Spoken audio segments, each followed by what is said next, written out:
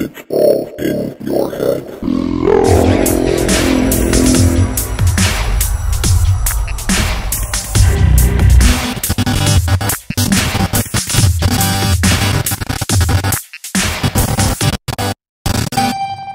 About sound.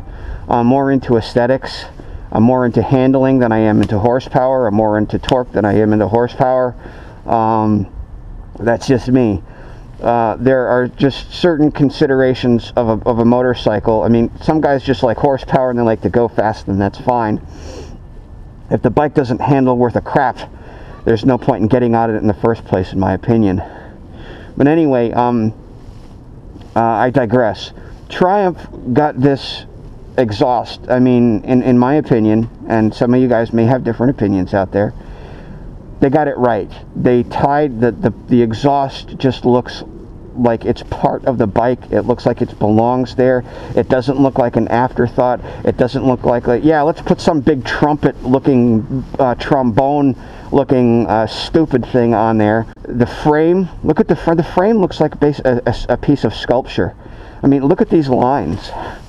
You know, it's one of the reasons, like, I like the I think it was the 09 Speed Triple, which had these really nice curvy shapes or whatever. But I mean, look at this frame, this beautiful frame. The way they've got this sort of like Y that comes into a single, and then it comes out, and then down you have this piece here, and then this member is joined to here, and then it comes down, and this is what holds the motor in place.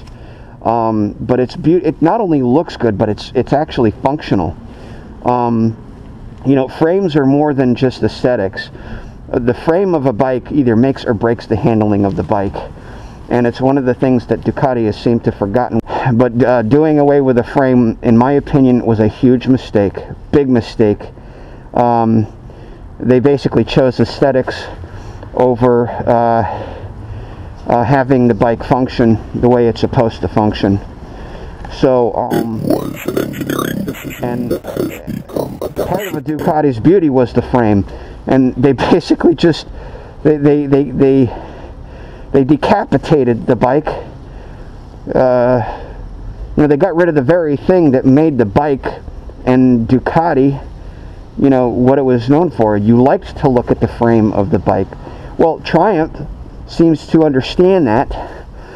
Not only with form, they have form and function. Form combined with function, and that's really what it's all about. So yeah, I wanted to make the subframe on the rear portion of the bike stand out a little bit more, and it does. I think it looks great. I was thinking about going with a gold chain. I don't know. I don't really need to, because that's, again, aesthetics. But the chain is functional, so I don't really care much about that. It's not a high priority. But anyway, I just think that when they designed this bike, it was, somebody was doing something right. They were looking at the overall aesthetics of the bike, and somebody said, let's, you know, the new Daytona, if we're going to take the fairings off of the Daytona, what is it going to look like when you remove all of the fairings?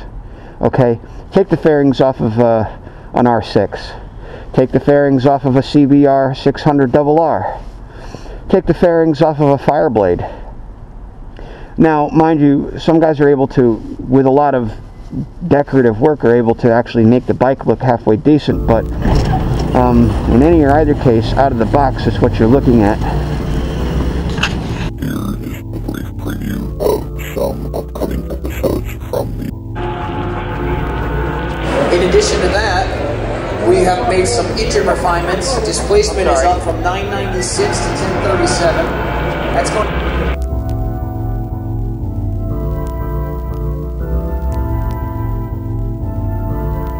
Motorcycle AMA Pro Jason Salvo. Then the next year, changed teams, went to a different manufacturer, and then the year after 2011, went back with Triumph, you know, at the end of 2011, and been with them ever since.